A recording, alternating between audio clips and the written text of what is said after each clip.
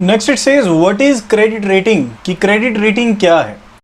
Credit rating एक grade की तरह होती है, यानी कि एक पर्सन को डिफरेंट पैरामीटर्स के बेस पर हम जांचते परखते हैं एंड उसको रेटिंग देते हैं, उसको ग्रेड देते हैं, ताकि हम इस चीज को जान सकें कि बोरर की एबिलिटी है भी डेब्ट को रीपे करने की साइंटिफिक पॉइंट ऑफ टाइम के व्यू से।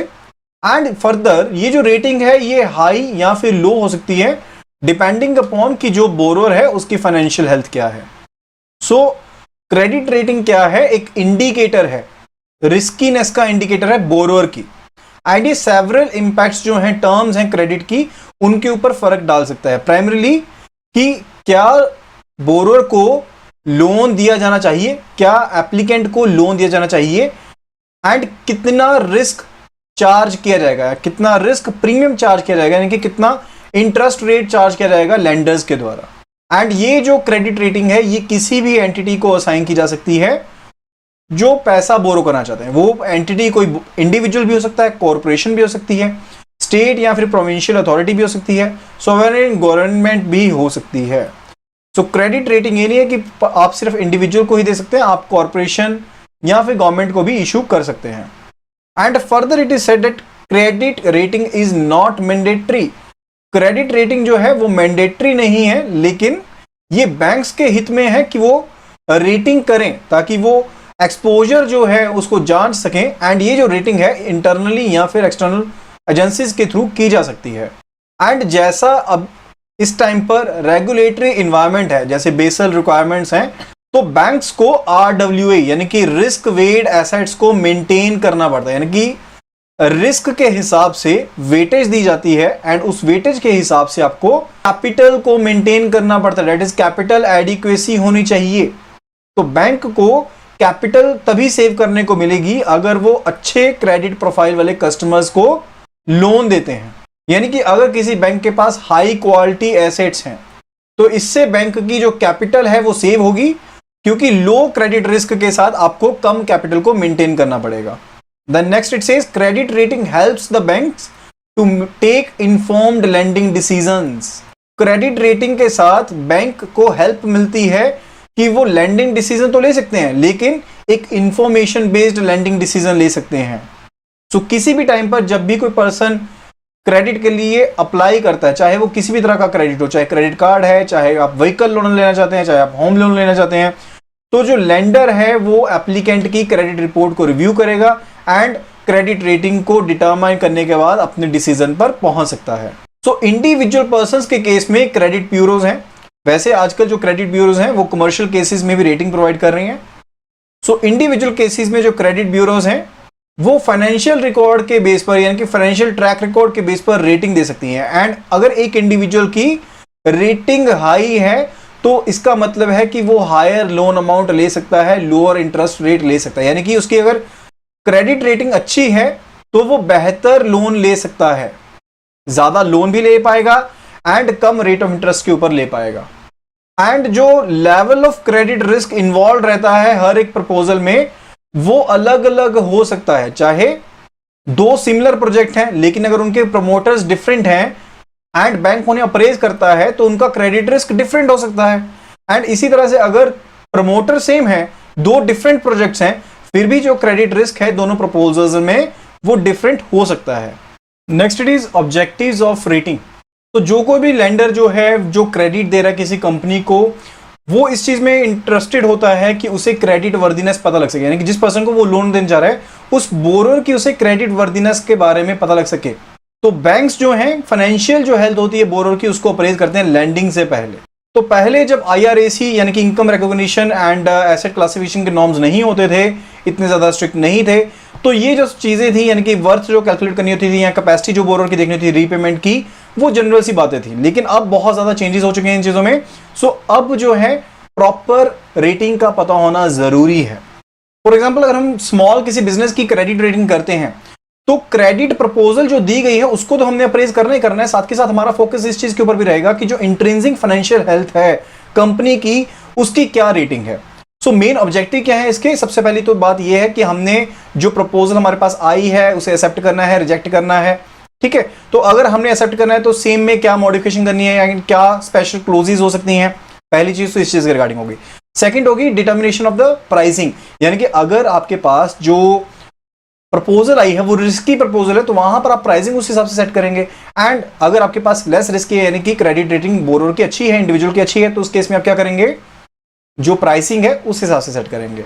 साथ के साथ जो ये क्रेडिट रेटिंग है ये हेल्प करती है इवेल्युएट करने की बैंक के क्रेडिट पोर्टफोलियो को, एंड आप रेटिंग के हिसाब से इंडिविजुअल अकाउंट्स को क्लासीफाई कर सकते हैं।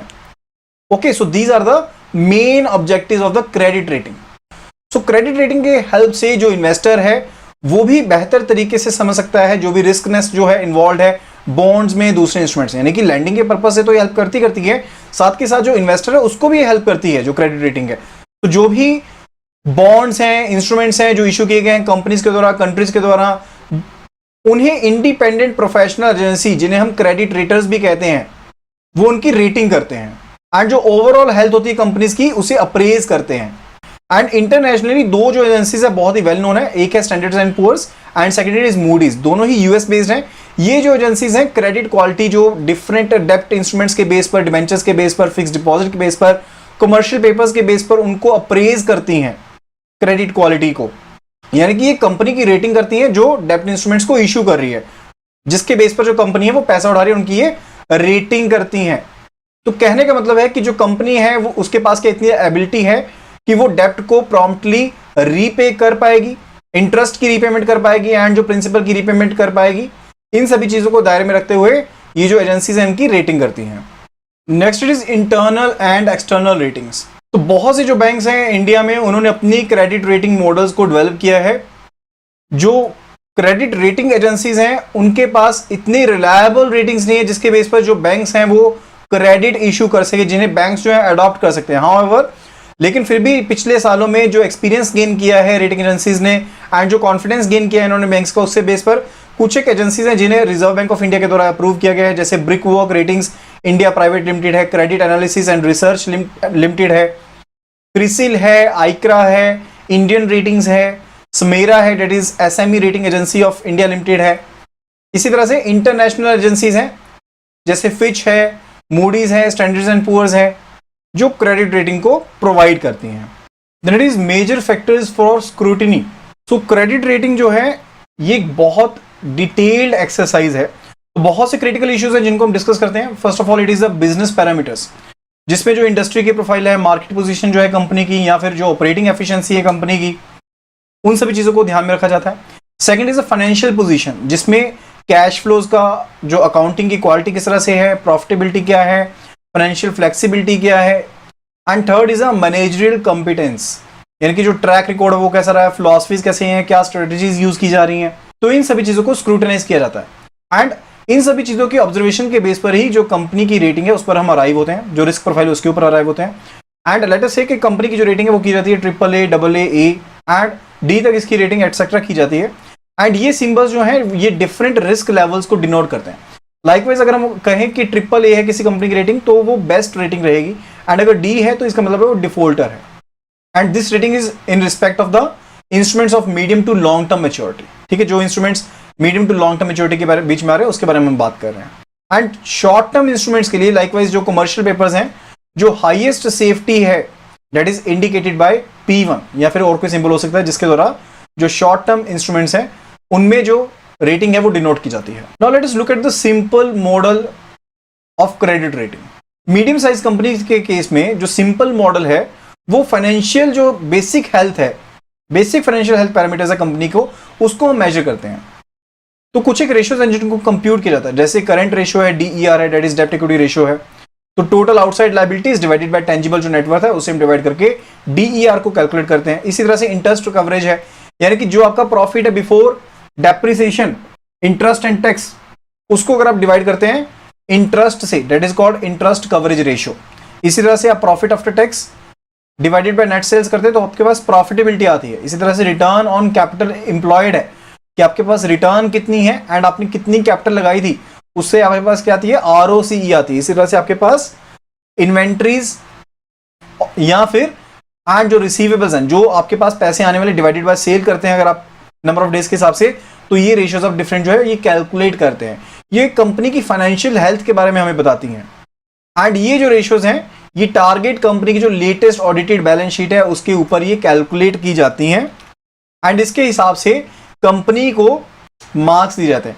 तो ये जो मार्क्स दिए जाते हैं ये डाटा किस तरह से बनता है, आप कंपनी की रेशियो को कंपेयर करते हैं एक एक्सट्रीमली हेल्दी कंपनी के साथ ताकि आप क्रेडिट रेटिंग पर पहुंच पाए, क्योंकि जो बैलेंस शीट है वो आपको किसी पर्टिकुलर डे के बारे में बताती है। तो जो रेटर है वो मूवमेंट को देखते हैं, यानी कि रेशियोज की क्या मूवमेंट रही है पिछले 2-3 सालों में, एंड ये जो मूवमेंट के कंपैरिजन करते हैं that is called internal comparison. इसे हम क्या कहते हैं, that is called internal comparison. And अगर आप इंडस्ट्री एवरेज देखते हैं, यानी कि इंडस्ट्री में जो बेस्ट कंपनी थी, हेल्दी कंपनी थी, उसमें रेशियोज की क्या मूवमेंट रही है, that is called external comparison. ठीक है, यानी कि जब आप कंपनी की रेशियोज में ही चेंजेस देखते हैं कि पहले इतनी रेशियो थी अब इतनी रेशियो हो गई है, तो वो क्या इंटरनल कंपैरिजन है। एंड जब आप बाहर की किसी कंपनी के एवरेज के साथ देखते हैं, इंडस्ट्री एवरेज के साथ कंपेयर करते हैं, that is called external comparison. तो इनके बेस पर आप एक सूटेबल मार्क्स जो है असाइन करते हैं, कंपैरेटिव फिगर्स के हिसाब से फाइनल मार्क्स तक पहुंचते हैं एंड उसके बेस पर आप कंपनी को इवेल्युएट करते हैं।